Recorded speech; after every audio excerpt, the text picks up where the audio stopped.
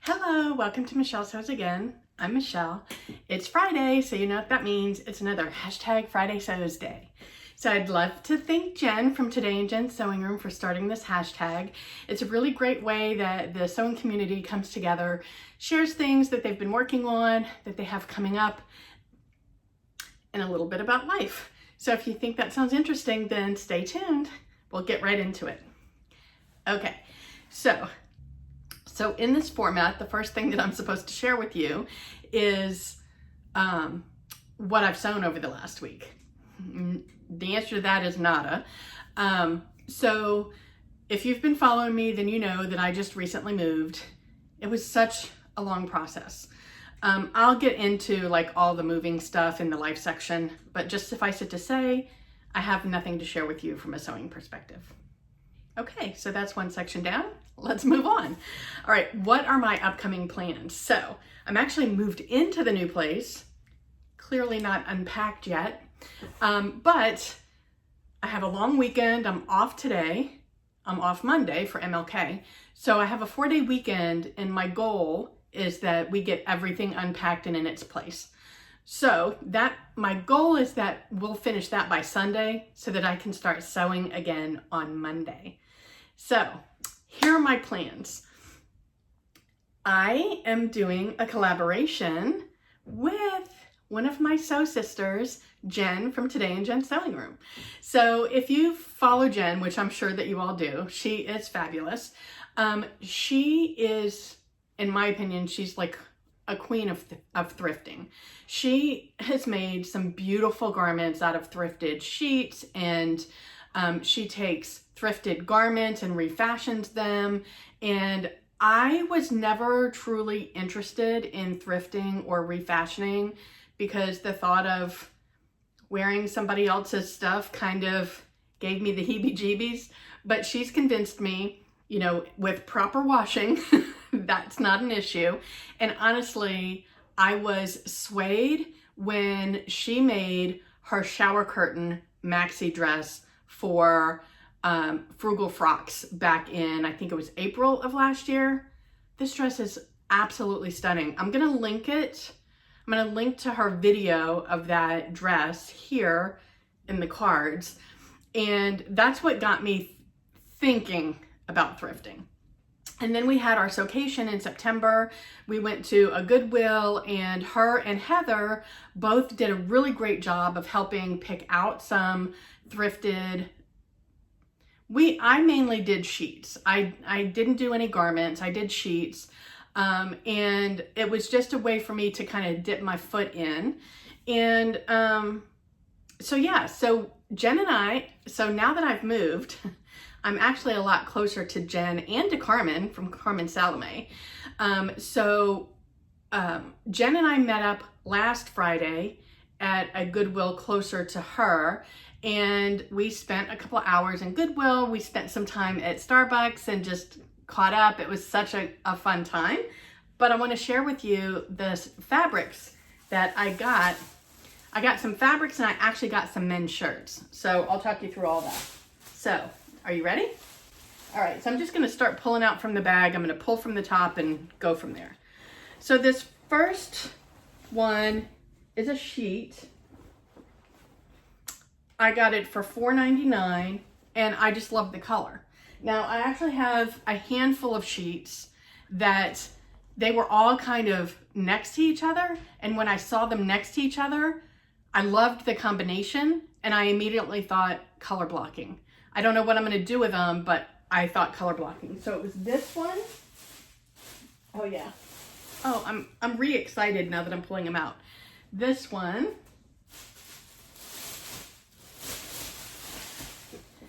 Red.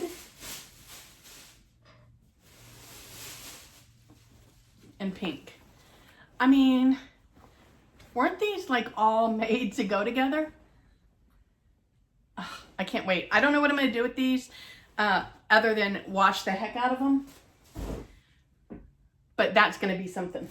So then we went to the men's shirt section because I had seen a video from Blueprint DIY, I will link it up here in the cards, where she made this really fun ruffle dress out of men's dress shirts. Now hers is way shorter than I would make. If I made it that short, then I would have to wear it with leggings because I'm not wearing a dress that short. She looks fabulous in it. I would not. But I am inspired by her refashion of these men's dress shirts, and hers are all in solids and it looks really fun with the mix of colors. But I found a collection of men's dress shirts in blues and greens, and they're all different patterns, and I thought these would be really fun to make some version of that ruffle dress. Yeah, all 4 of them were 50% off, so I think I got them all for either $1.50 or $2.50. So these are the 4 shirts that I got to go together. Let's see if you can see the print up close. And I just thought that those would work really well together. What do you think? So these are probably going to be some form of that ruffle dress. I don't know for sure yet. All right. And then this is this a sheet? Yeah, this is a sheet. It's it was $4.99, and I just like the print. I thought it was like a watercolor ECAT style print with the like pulled, like the print looks kind of pulled, if that makes sense.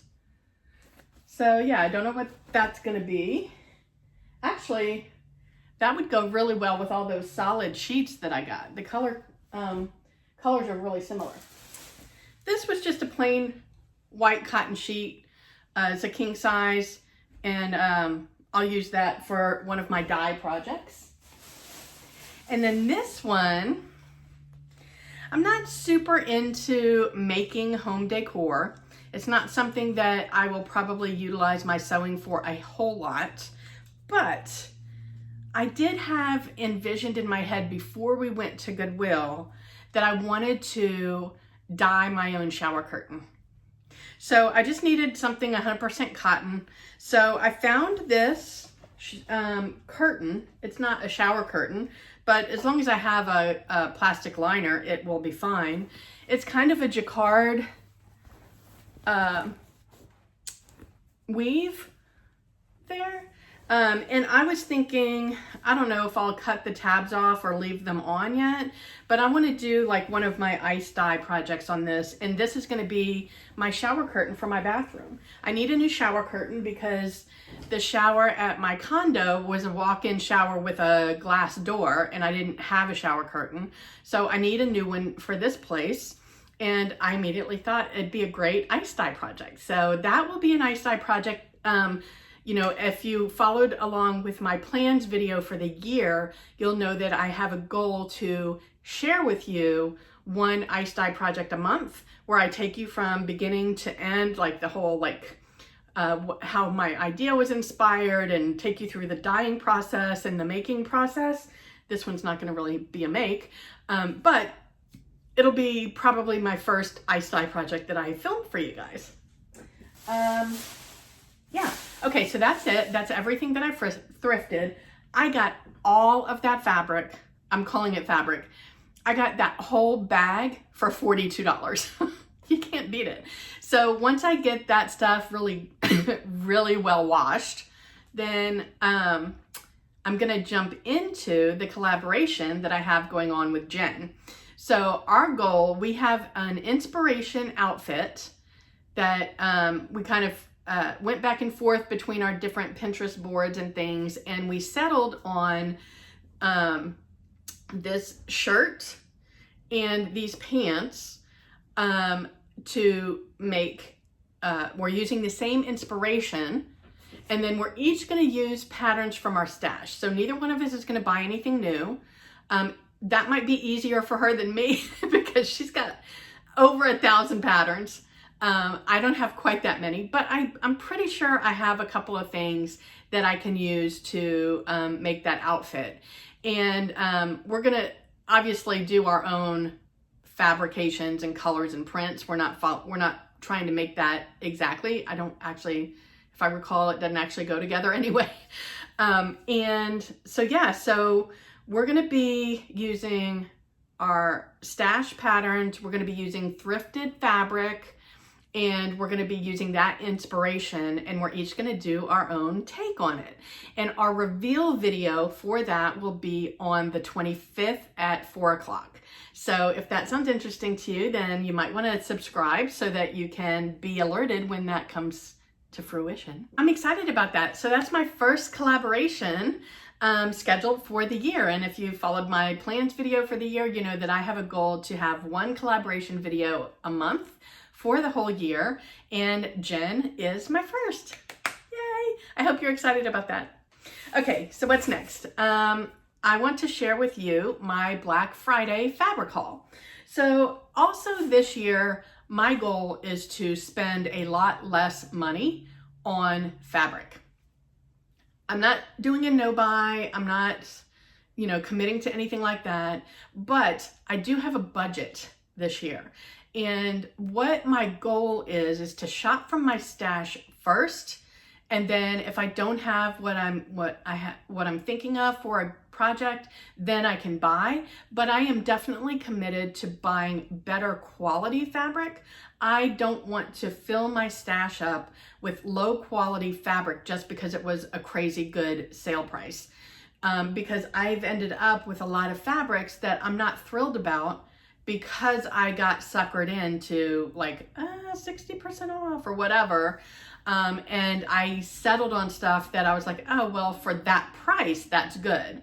Whereas I feel like I don't want to buy fabric unless I'm excited about it, no matter what the price is. And then I decide whether or not I can afford the price. So I think the fact that I'm going to be buying less will allow me to spend more money on better quality fabrics. And if I do it less often, I think I'm still going to end up saving money over the course of the year. So I do think that I will probably end up spending a lot more money on Spoonflower because their fabrics are expensive, but it's great quality fabric, and their prints are some of the favorites that I've used all year.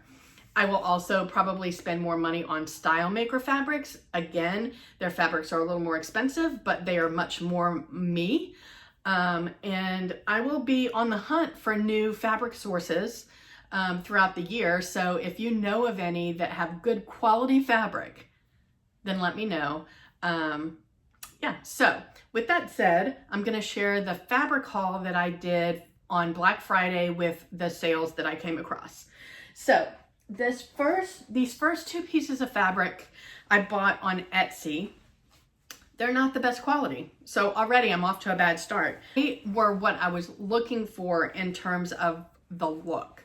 So what I really wanted was some wide wale corduroy that didn't cost an arm and a leg, because I'm gonna make something out of it that I'm probably not gonna wear a ton. And now that I say that, it's actually a chilly day here in Florida, and this is something, if it was made, that I would have worn today. My husband and I went out to breakfast this morning, and it was, I think my blood is already thinned out, and I've only been here a year. Anyway, I got these two wide wale corduroys. They weren't exactly the colors I was looking for because I could not find what I wanted anywhere that didn't cost an arm and a leg. So it's this wide wale corduroy. I got this rust color and this red color, and I think those will pair well together. It's just not as bright as I wanted. So luckily the fabric was really inexpensive. So if I make this and I actually really love the jacket, then maybe I will spring for the more expensive fabric, because I did find actually exactly what I was looking for on a UK fabric site, but it was expensive fabric, and then the cost to ship, it would have been, I'm pretty sure I calculated it would have been over $100. But for a good quality jacket that I will love and wear often, well, really not that often. So that's the part that's kind of tugging at me. I wouldn't wear it a ton. I would wear it probably only during the month of January. Anyway, we'll see. But those two fabrics I think will go well together. And my thoughts on this are to make a shacket, and either the Style Arc Logan or There was another style arc pattern. It was a shorter jacket that I thought was really cute. I'll insert the picture here because I can't off the top of my head remember which one it was. And I want to make either one of those, and I want to color block them. So it's actually going to be one color on one side and the other color on the other side, and then alternate the colors for the sleeves. I think that'll be fun. So that was fabric haul number 1. Fabric haul number 2, I got this from Joann's, I think. And this is flannel. And these are more along the lines of the colors that I was thinking of for the corduroy jacket. So I think that I bought these because now it's been, you know, a month and a half, 2 months. These, I think I'm going to make, whichever jacket I don't make with the corduroy, I think I'm going to make with this. And it's flannel. So I think this might be the solution for me. And I actually absolutely love these colors together. What do you think? So those are from Joann's. This fabric I also got from Joann's, and I was inspired by an ad that came through on my Instagram that was just this stack of velvet boyfriend shirts, and I thought it looked so luxe.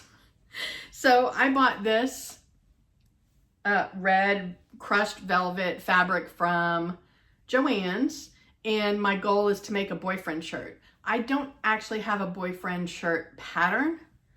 I need to look through my stash. Maybe I have something that will work, or maybe I'll change my mind on the boyfriend shirt and make a different style, but that's what this fabric is for.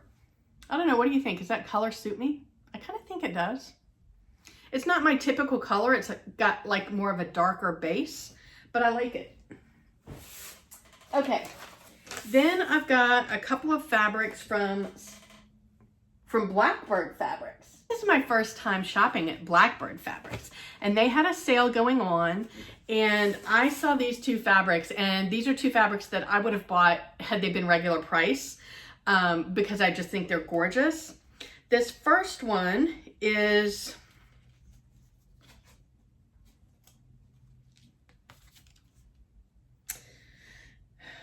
this first one is 100% viscose. It's called Dancing Blooms Viscose Poplin. Look at those colors. It's got these big, huge flowers on it. It's got a really light pink background and these huge flowers that have like, it's hard to tell in this light if they're red or hot pink. Either way, I'm happy. Love it. And I got 3 meters of this. Don't know what I'm gonna make with it yet. If you have any ideas, let me know. And then the second piece of fabric I got is this Mod Floral Cotton Poplin. Again, I got 3 meters, and I just thought this was fun. I've been wanting like a mod or a vintagey kind of print for the longest time. And when I saw this one and it was on sale, I was like, yes, please, I'll take that. And I just think that's a lot of fun. Again, no idea what I'm gonna make with it. And that's another one of my goals this year. I think, I don't know, I hesitate to say that I'm only gonna buy fabric when it's for a specific project, because every once in a while I come across a fabric that I just have to have. I don't know what I'm gonna make with it. So, I don't know if I'll make that commitment. All right, and then these last 2 fabrics, I'm pretty sure I got these from I got these from fabric.com. My goal was to use these for the little red dress project, and I just, with packing and moving, I just couldn't do it. But they're nice fabrics, so I will keep them, obviously. This first one is a red French terry.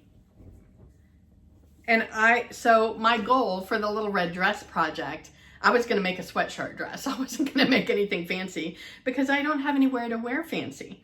So I still think I'm gonna use this to make a sweatshirt dress. I don't know if it'll be the Anderson knit dress that I made. That's my tie-dye dress that I made, and I love that pattern. But I also have a hoodie dress pattern from Rebecca Page that I wanna try, and this might be that. And it's a solid, which is not usually my style, but I like the color. It's a nice pop of color, and I think that'll be a nice sweatshirt dress. And then the other fabric I got was also intended for the little red dress project. And I got this because I thought it was pretty. It's, I'm not sure what kind of fabric it is. It honestly has got tons of drape. It feels like it's polyester, I'll be honest with you. But look how fun that, it's red, but it's checks. But the checks almost look like they were drawn and then they kind of bled a little bit. So I thought that was fun.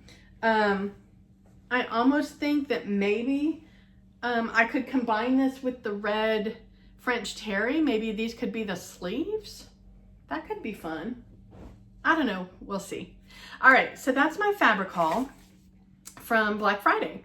I don't have all my papers, so I couldn't tell you how much I spent, but like I said, I'm not gonna worry so much about, even though these were on sale, they weren't super cheap. Like just the 2 Blackbird fabrics were $80, and that was the sale price. So I'm not gonna really worry about making sure that it's budget or super inexpensive. I wanna get the fabric that I want that gets me excited to sew.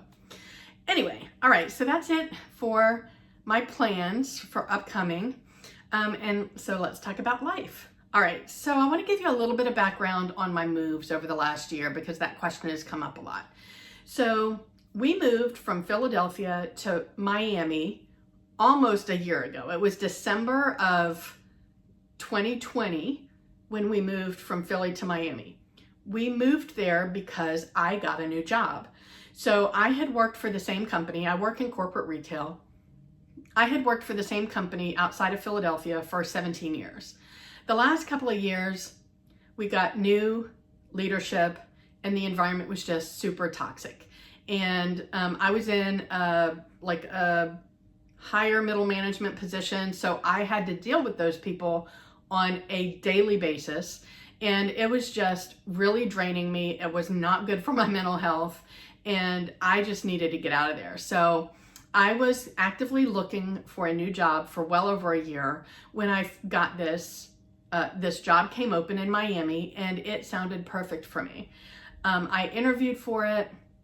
I loved everybody that I interviewed with, and I got the job. So I had to move to Miami because this is where their corporate office was. I will tell you, I didn't actually have to move. They told me I did, and so I moved.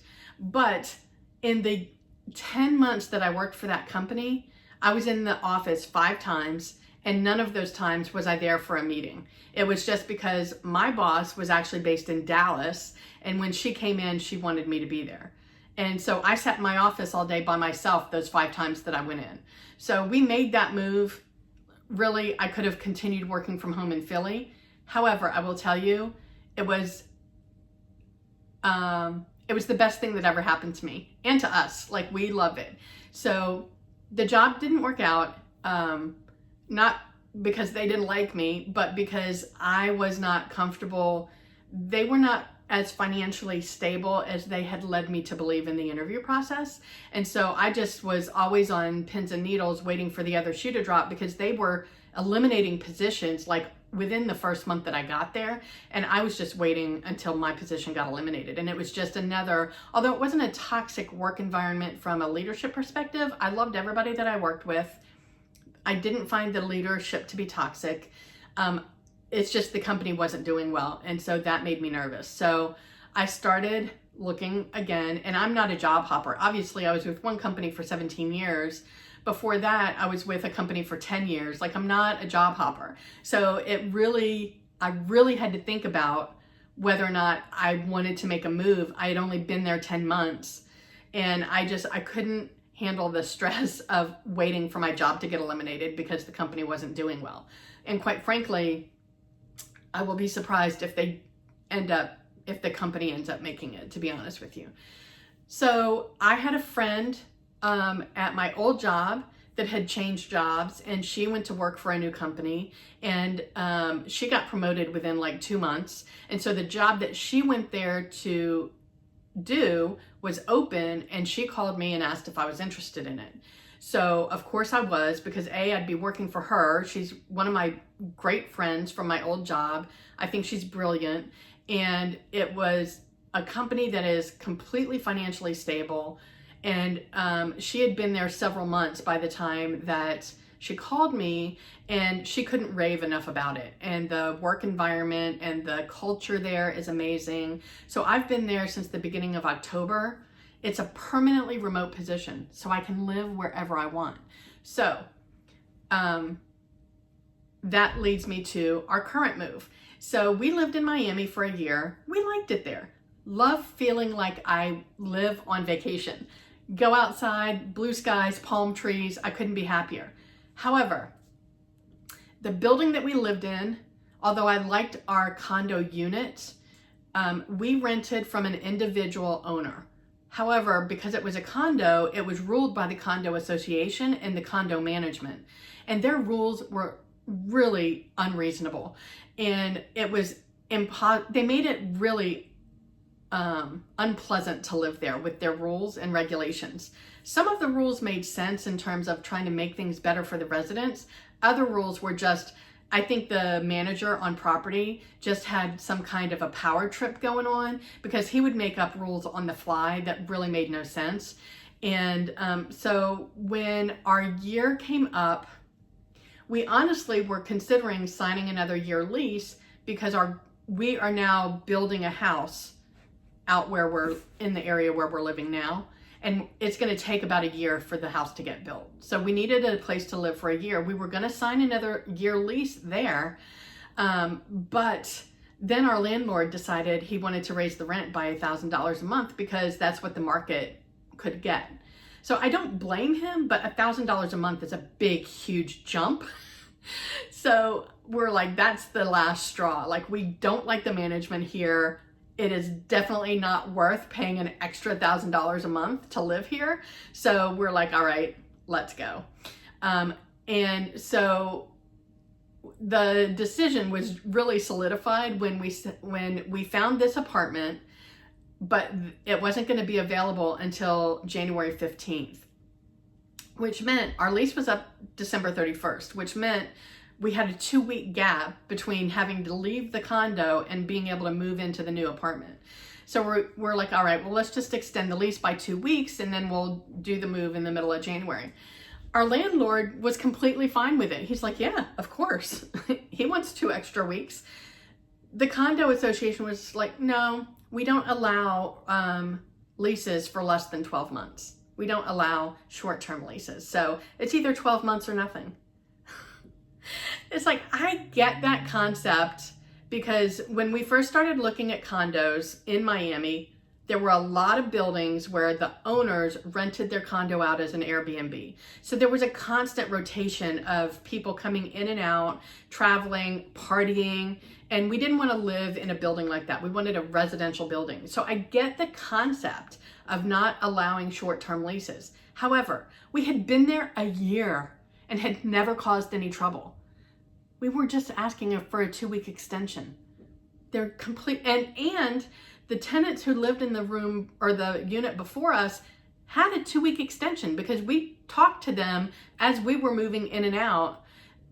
They told us they had gotten a 2-week extension. The manager was like, we're not going to talk about that. We don't allow short term. I was like, I've had it. Fine, we'll pay the extra money. So we had to get an Airbnb for 2 weeks. We had to store our stuff for 2 weeks. So we found a mover who would move our stuff, put it in storage for free, and then move it again for us. But obviously that's 2 moves. So they charged us for 1 move and then charged us for another move. It all worked out. We're in a place where we think we're going to be really happy. We did a lot of research on the building. So the management here is excellent. They've gotten excellent reviews.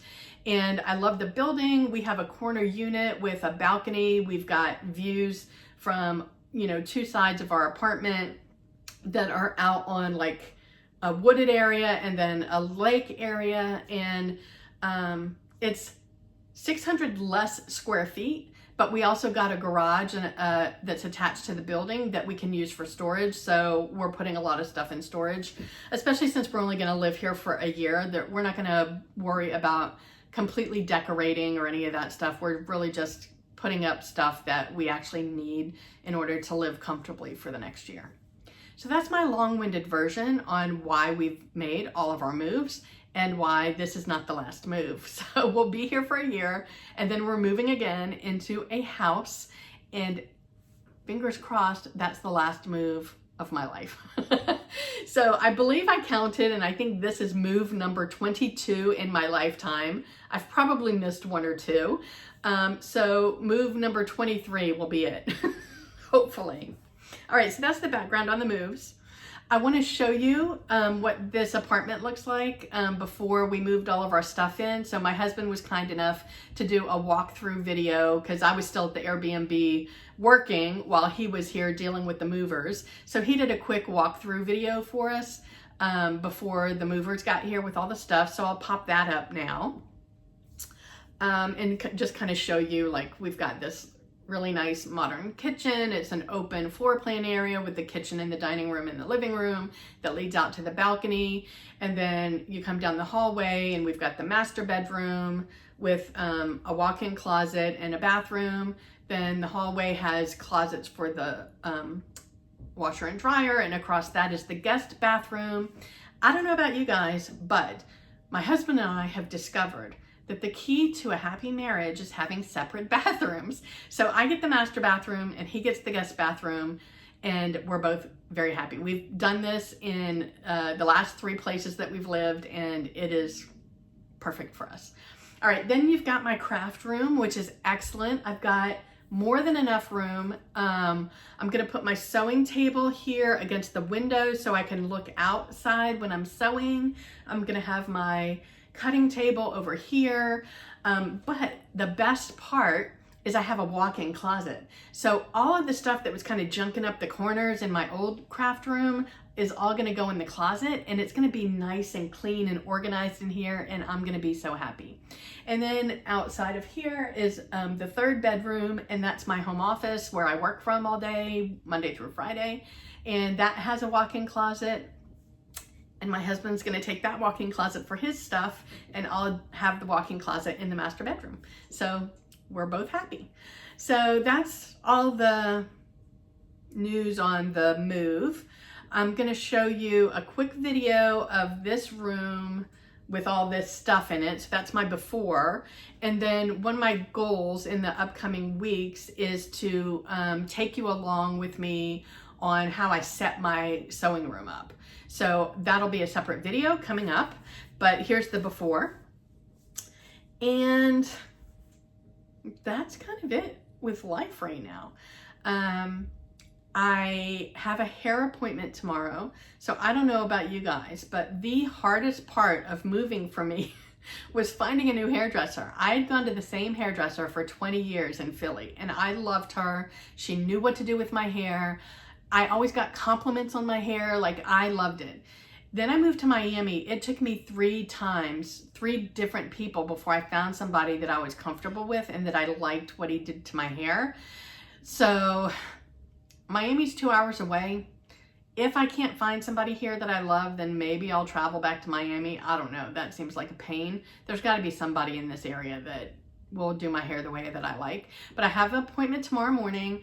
I really looked at her Instagram and made sure that I was happy with like her portfolio, but I had done that with the people that I found in Miami too, and it just didn't, the first 2 just didn't work out. So fingers crossed that this works.